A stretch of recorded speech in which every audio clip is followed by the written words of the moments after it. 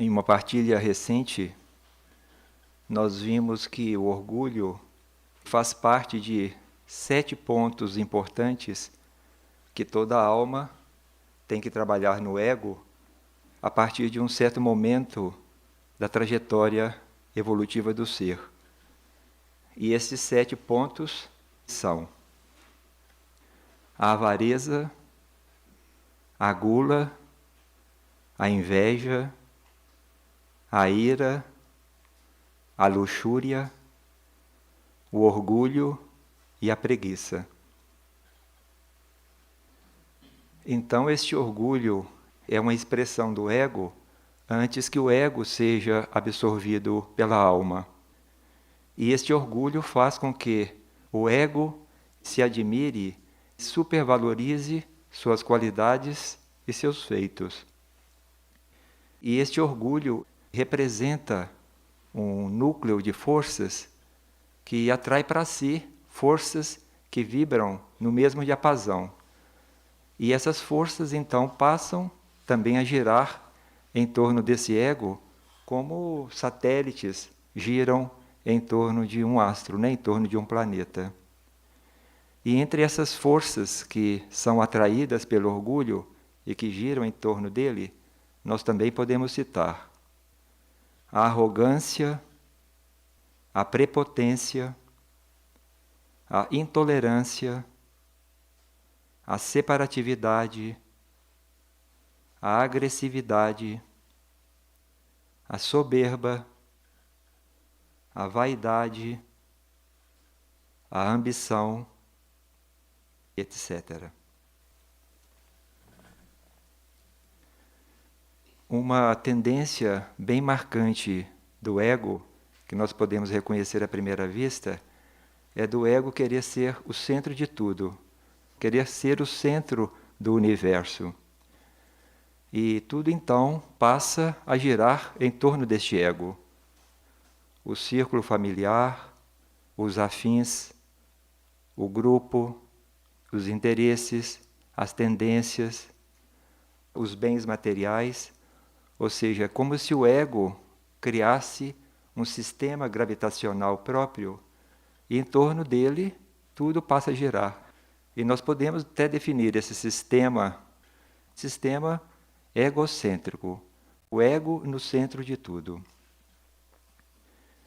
E um fato que também é muito importante de destacar é que o ponto evolutivo da nossa consciência determina a forma pela qual nós vemos o universo.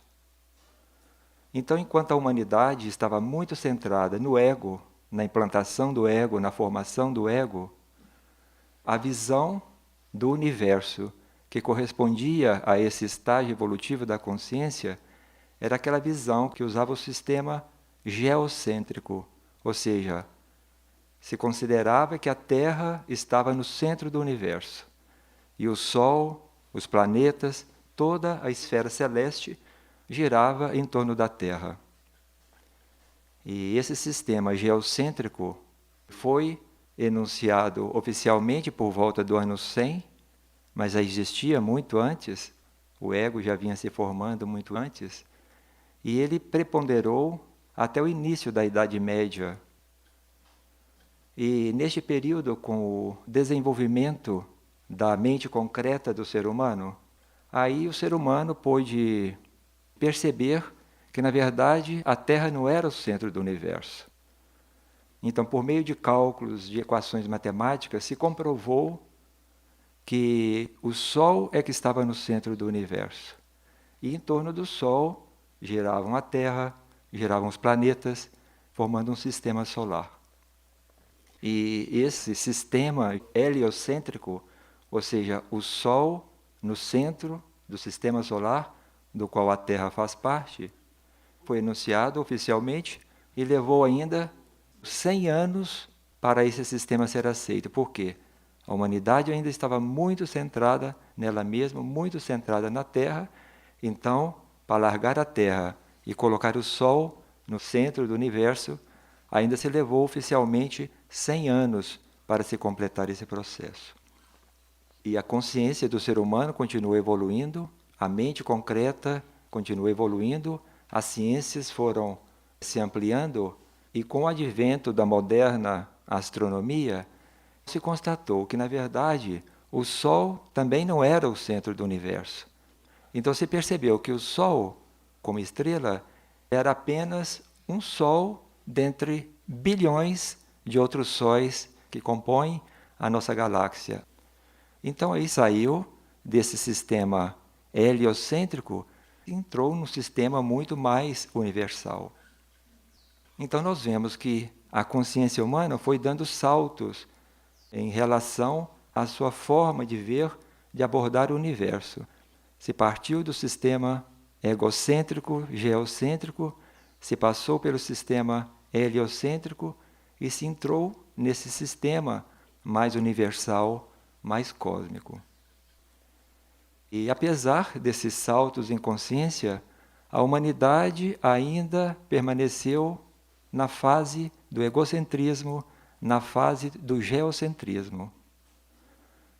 A humanidade continua centrada em si mesma, centrada no ego, centrada na Terra. Isso a gente pode reconhecer. O valor que se dá à vida material, o sentido que se dá apenas à existência material, o apego aos planos materiais, aos bens materiais, ao plano físico, ao corpo físico. Hoje, características, da nossa civilização, tudo isso mostra que ainda continuamos no sistema egocêntrico e no sistema geocêntrico, lá atrás na história evolutiva.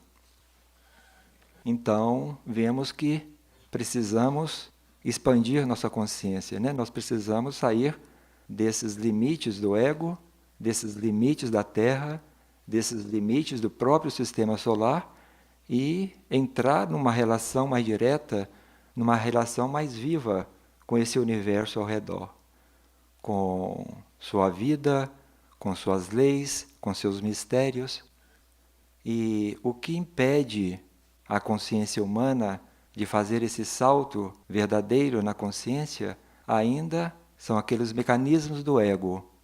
É o orgulho que nos segura, que nos prende à terra, e aqueles satélites do orgulho, aquelas forças que giram em torno do orgulho e que também nos prendem aqui ao plano material, que aprisionam a nossa consciência dentro do ego, dentro da Terra, dentro desse sistema solar. Então se torna urgente que a consciência humana rompa esses limites do ego e entre nessa relação com o universo, rompa essa cegueira que o orgulho e as forças satélites do orgulho criam em torno do ser, impedem este grande salto na consciência.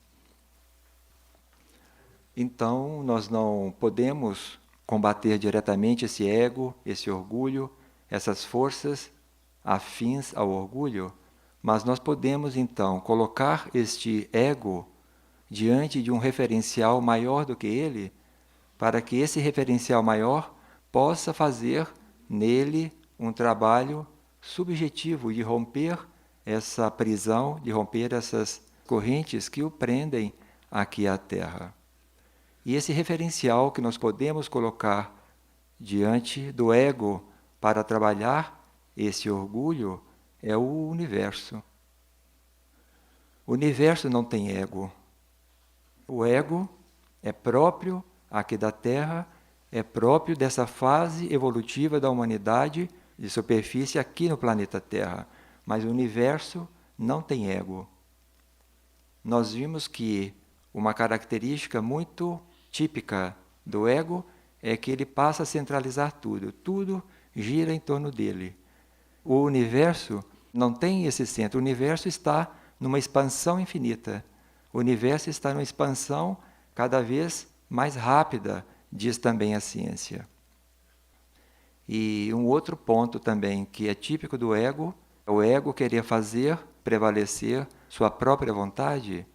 O universo não tem uma vontade própria, ou seja, egóica, mas o universo busca realizar todo o tempo a vontade maior que o criou, a vontade maior que o anima e que o sustenta.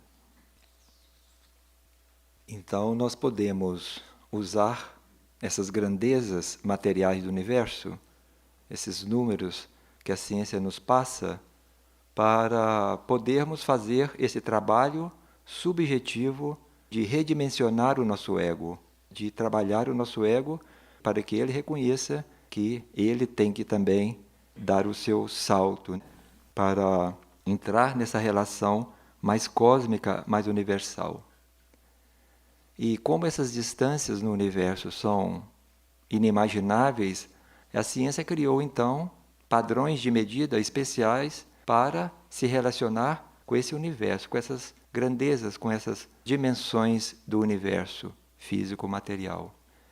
E uma unidade de distância que ela criou para isso é o que nós chamamos de ano-luz. O ano-luz equivale à distância que a luz percorre em um ano. Ou seja, nós sabemos que a luz ela percorre aproximadamente 300 mil quilômetros por segundo. Então, se multiplicamos esse número por 60, nós temos 1 minuto. Se multiplicamos por 60, nós temos 1 hora. Se nós multiplicamos o resultado, né, por 24, nós temos 1 dia. Se multiplicamos o resultado por 365, nós temos 1 ano. E isso equivale aproximadamente a 10 trilhões de quilômetros. 1 ano-luz. Um simples ano-luz. Já esse simples ano-luz, nós não encontramos referencial aqui na Terra. Nós podemos ficar rodando em torno da Terra uma vida inteira, talvez não vamos completar esses 10 trilhões de quilômetros. A distância que nos separa do Sol é de aproximadamente 150 milhões de quilômetros. Isto equivale, nessa escala do ano-luz, aproximadamente a 8 minutos-luz. O que significa? Significa que a luz do Sol, ao sair da superfície do Sol, leva 8 minutos para chegar aqui à Terra. E como vimos, o Sol não é o único Sol, não é o centro desse universo. Existem bilhões de outros sóis, de outras estrelas nesta galáxia, na nossa Via Láctea. E aquela estrela que está mais próxima do nosso Sol, ou seja, o Sol mais próximo do nosso Sol, é uma estrela que faz parte da constelação do Centauro, que é uma constelação alocada em torno do Cruzeiro do Sul. E ela tem 2 estrelas mais brilhantes, Alfa de Centauro e Beta de Centauro, que são as mais brilhantes. A Alfa de Centauro, na verdade, é um sistema ternário, ou seja, são 3 estrelas que nós não vemos a olho nu. E uma delas, chamada Próxima Centauri, é o Sol mais próximo do nosso Sol. E esse Sol está a apenas 4,2 anos-luz, ou seja, aproximadamente 40 trilhões de quilômetros. O Sol mais próximo do nosso Sol. Isso significa também, se nós sairmos aqui da superfície da Terra, num veículo que viajasse à velocidade da luz, levaríamos aproximadamente 4 anos para chegar à estrela, ao Sol mais próximo do nosso Sol. Um outro exemplo que nós podemos ver é em relação a Sírius. Sírius é um Sol, é uma estrela, que para nós é um referencial interno e um referencial externo. É um referencial interno porque Sírius representa para a consciência solar aquilo que a consciência solar representa para a Terra. Ou seja, nós temos a consciência solar como referencial de uma etapa evolutiva a ser alcançada, e o Sol tem a consciência de Sírius também como etapa evolutiva a ser alcançada.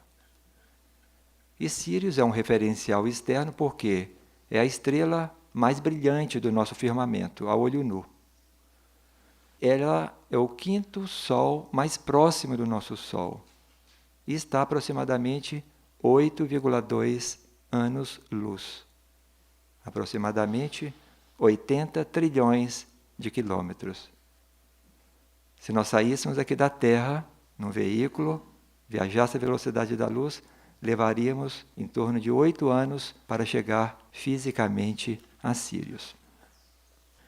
O Sol está aí, no meio de bilhões de outros sóis, diz a ciência, que fazem parte, que compõem a nossa galáxia, que é a Via Láctea, que se estima que possui mais de 100 bilhões de estrelas, entre estrelas, aglomerados, poeira cósmica e nebulosas e o vazio.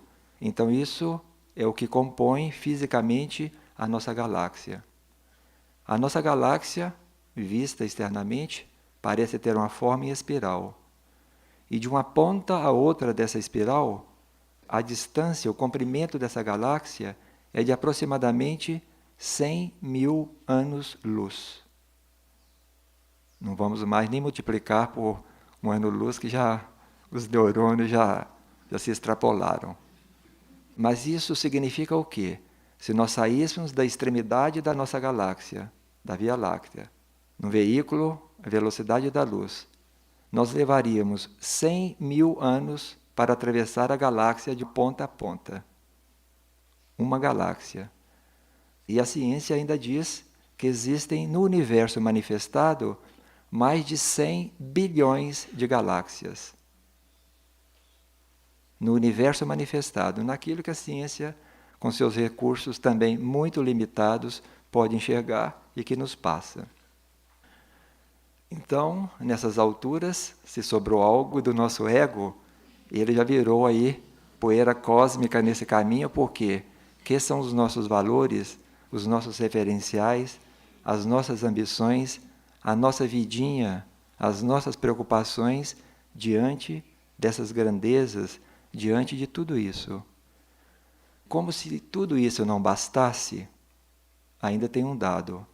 Isso que são essas grandezas materiais do universo, aquilo que é a massa física que compõe toda essa grandeza, esses astros, esse universo manifestado, esta matéria que compõe tudo isso não perfaz 5% do universo. 95% é um grande vazio para a ciência. E para a ciência espiritual é um vazio pleno de vida, pleno de consciência. A consciência una que criou, que sustenta e que evolui todo esse universo, preenche não só esse vazio, mas preenche todas as suas partículas e todos os universos paralelos que existem além desse universo físico. Então, o estar diante dessas grandezas materiais, dessas relatividades do universo, permite um trabalho muito profundo, um trabalho silencioso, um trabalho subjetivo de redimensionamento do nosso ego.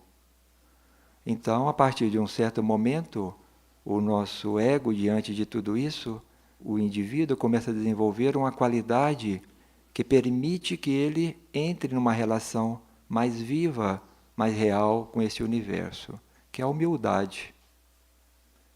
A humildade é uma qualidade que o ser vai adquirindo e ela permite uma relação mais próxima, uma relação mais viva, mais dinâmica com esse universo. Essa humildade é uma qualidade que abre um espaço dentro do ser. E dentro desse espaço interno que essa qualidade abre, então o universo pode se espelhar, pode se projetar. E o universo então começa agora uma outra forma de relacionamento conosco. Com essa qualidade, com essa humildade, com esse silêncio, entramos em contato com esse universo e as vibrações, aqueles impulsos, aquelas luzes do universo já começam a trabalhar não só a nossa consciência, mas tudo isso começa a já trabalhar mais profundamente o nosso ser. Isso já penetra mais profundamente o nosso ser.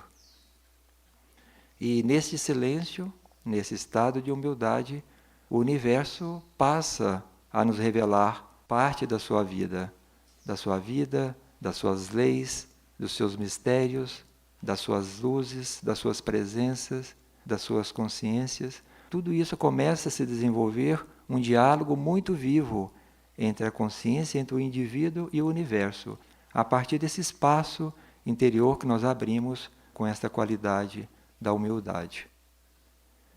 E também, nesse estado de contemplação, de estar em silêncio diante do universo, já em outra etapa, aqueles números, aquelas grandezas materiais, isso já passou para um segundo plano.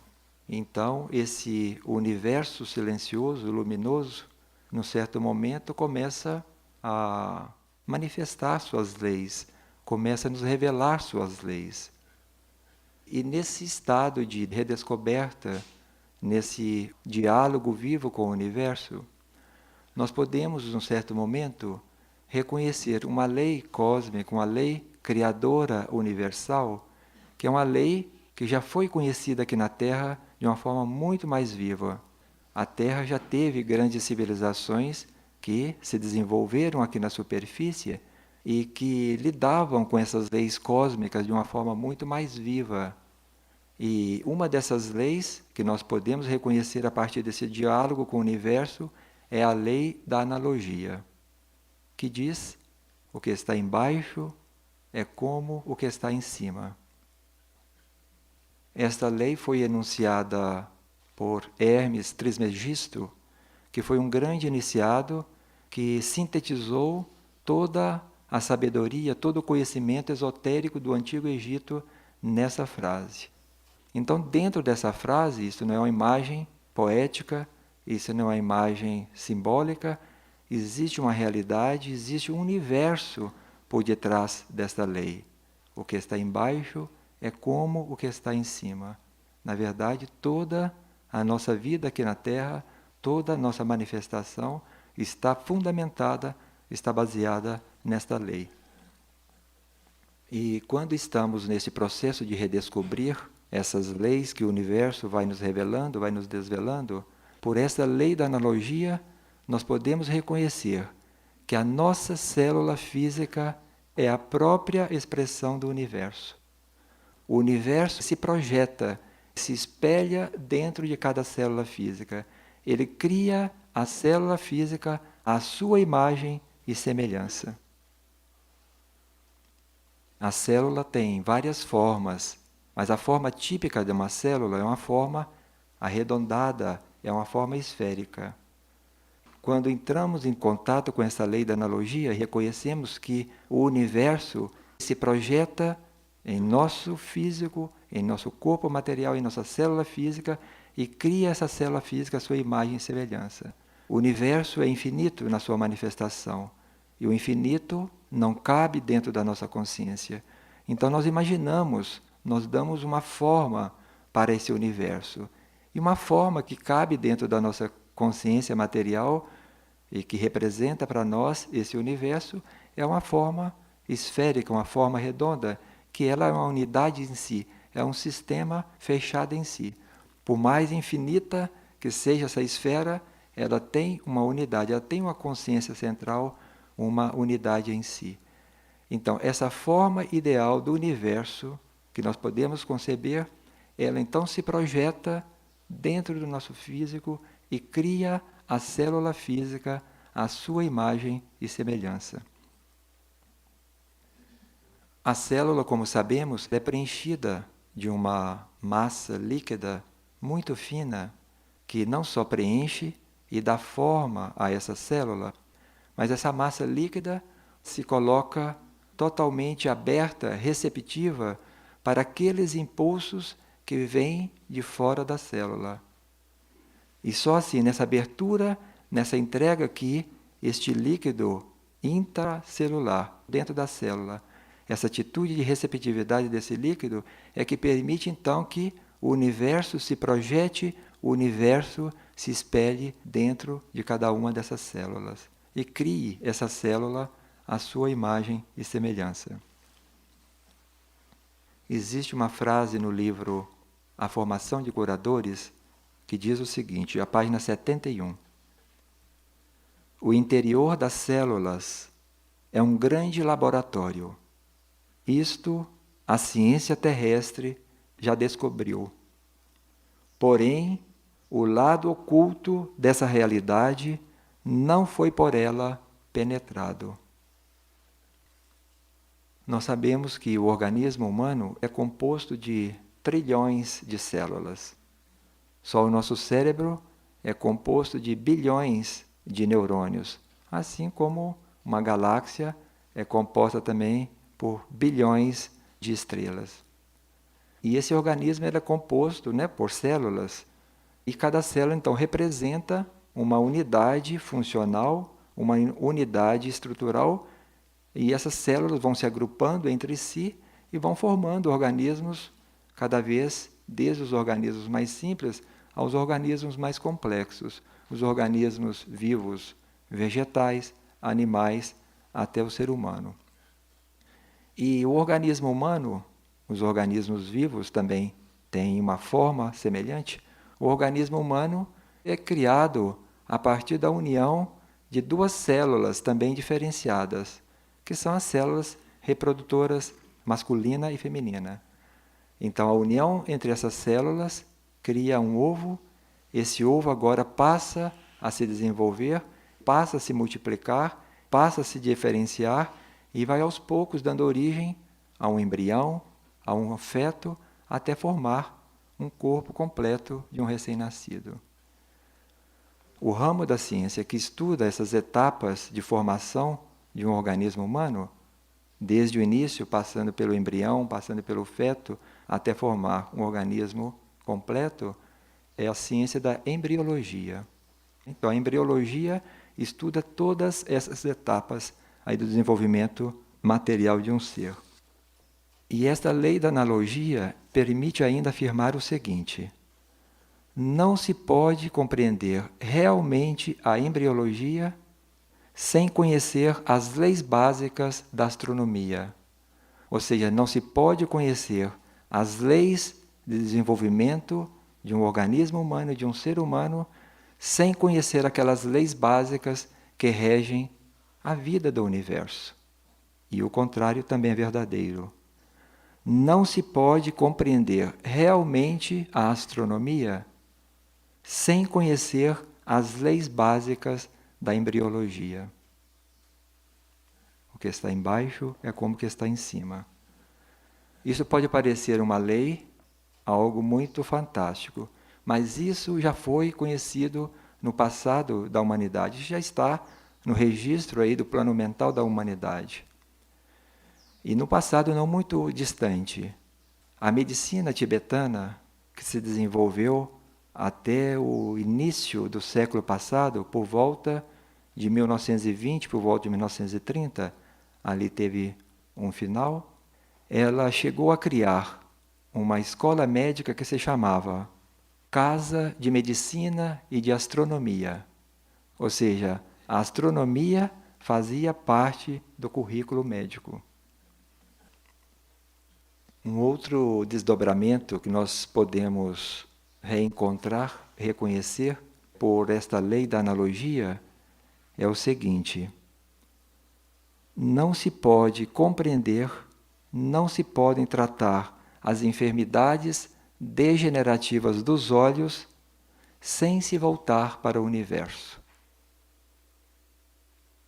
Goethe, que foi um grande poeta, um iniciado em muitos mistérios da natureza, e mistérios da vida, e mistérios do universo, disse esta frase: os olhos foram criados pela luz para verem a luz.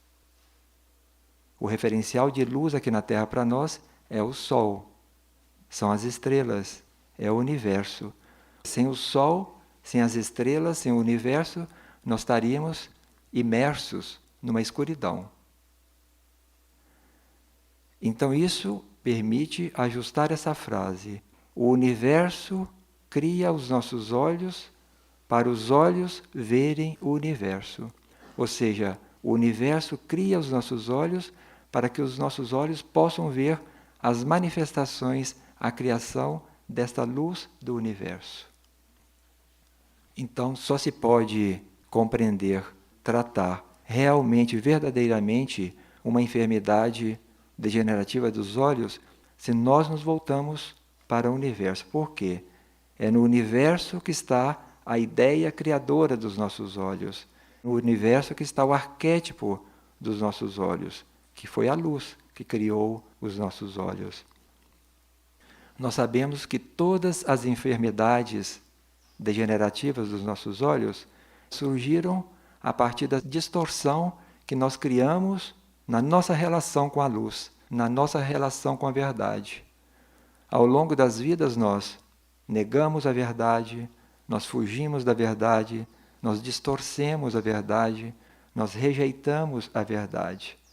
E trilhamos então por caminhos e descaminhos, e o resultado desta distorção da nossa relação com a luz são hoje as enfermidades dos olhos, que praticamente é algo sistêmico neste planeta.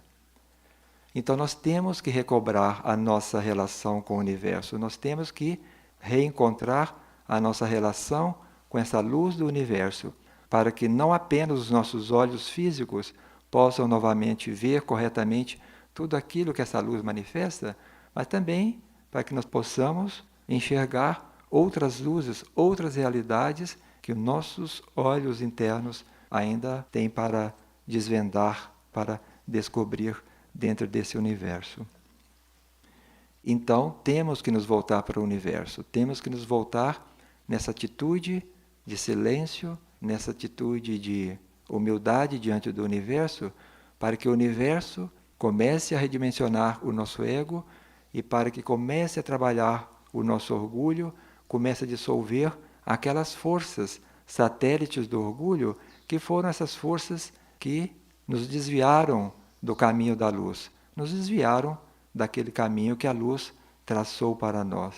Então, é no universo que nós vamos encontrar o conhecimento e vamos encontrar a forma correta de abordar todo esse tema relacionado aos olhos físicos.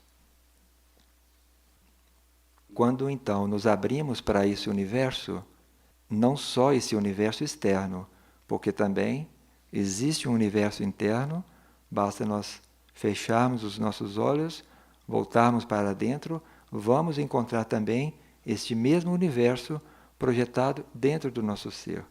É um universo só, projetado em planos distintos. Então, quando estamos nessa atitude diante desse universo, se for então da vontade do universo, a cura dos nossos olhos pode acontecer.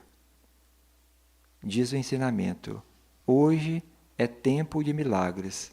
Ou seja, hoje é tempo dessas leis cósmicas, dessas leis criadoras do universo se projetarem mais livremente aqui nos planos concretos, nos planos materiais. Isso é um milagre. E hoje é tempo de milagres. Então, quando temos diante dos nossos olhos todas essas realidades, quando passamos a ter essas realidades dentro de nós como algo vivo, como algo dinâmico, quando a nossa relação com o universo entra nesse dinamismo, tudo começa a acontecer dentro do nosso ser, dentro da nossa consciência e dentro dos nossos corpos materiais também. E todo um processo de cura, de regeneração, vai acontecendo independentemente da nossa vontade. Quando estamos neste processo, estamos diante de nós um processo material, físico, concreto dos olhos a ser tratado, nós podemos também lançar mão de recursos, de elementos de cura que possam nos auxiliar neste processo. E o reino vegetal é um reino pródigo em nos fornecer esses elementos de cura, esses elementos auxiliares de cura. É um reino totalmente voltado para a luz. É um reino que se realiza se verticalizando em direção à luz. O reino vegetal não tem ego, ele não tem desejos, ele não tem livre-arbítrio. A sua realização é realizar a vontade desta luz, que para o reino vegetal o referencial é o Sol, que é o universo. Então, cada representante do reino vegetal vai manifestar um aspecto particular da sua relação com essa luz cósmica, com essa luz universal. E existe uma planta muito interessante, chamada Stellanthus, flor das estrelas, e realiza um processo muito especial com esta luz, mas não com os aspectos materiais dessa luz, com uma qualidade especial de luz, com a qualidade etérica desta luz, que é a mesma luz que participa da criação e da sustentação da vida dos nossos olhos. Esta planta cresce em campos rupestres de altitude, onde o elemento rochoso aflora a superfície.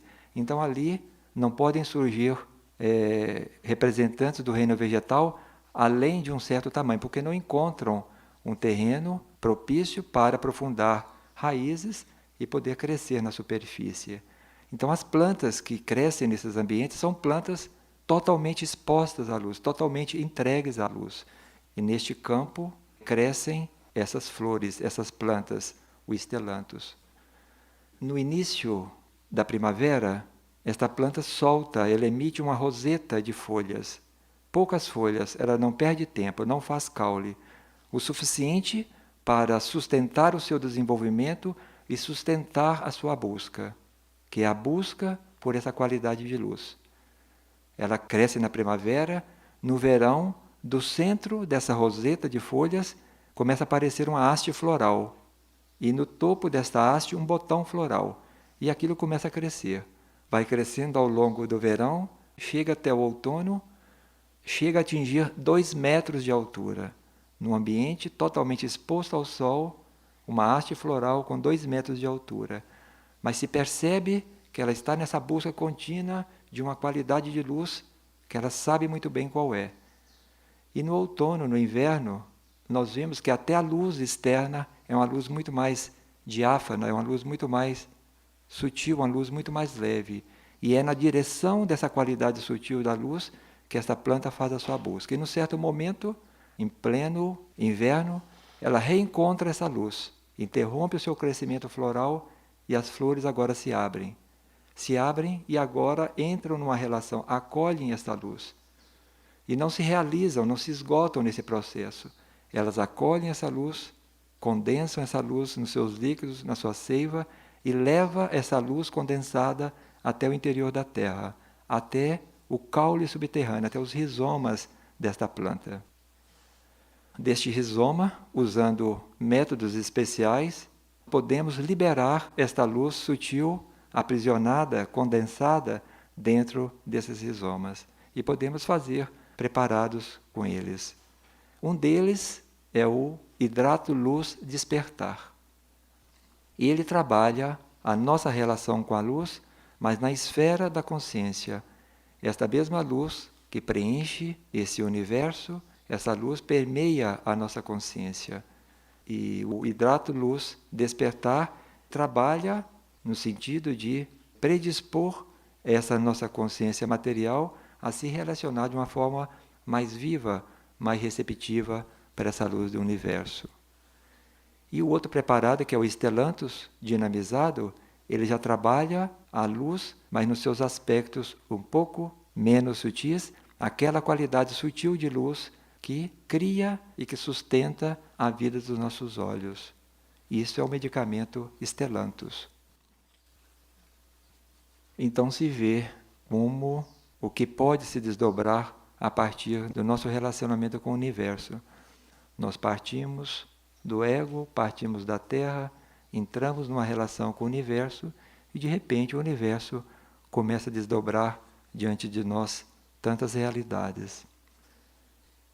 A mãe, que foi uma grande colaboradora de Sri Aurobindo, realizou em si esse grandioso trabalho de trazer esta luz dos planos acima da mente, do plano supramental, de trazer essa luz do universo para dentro das células físicas. Não só para trazer esta luz para dentro da consciência, para trazer esta luz para dentro das células físicas. E ela realizou esse trabalho e assim ela abriu para nós as portas para que nós também possamos entrar nessa relação com o universo, nessa relação com a luz do universo, e que a gente possa também ter uma relação mais viva, mais dinâmica com esta luz do universo. E ela sintetizou esse grandioso trabalho de trazer a luz supramental para dentro das células físicas neste belo poema que eu vou ler agora. Senhor Supremo, apodera-te destas células, apodera-te destes nervos, apodera-te deste cérebro, apodera-te deste corpo, apodera-te desta matéria, apodera-te destes átomos. Senhor Supremo, manifesta teu esplendor.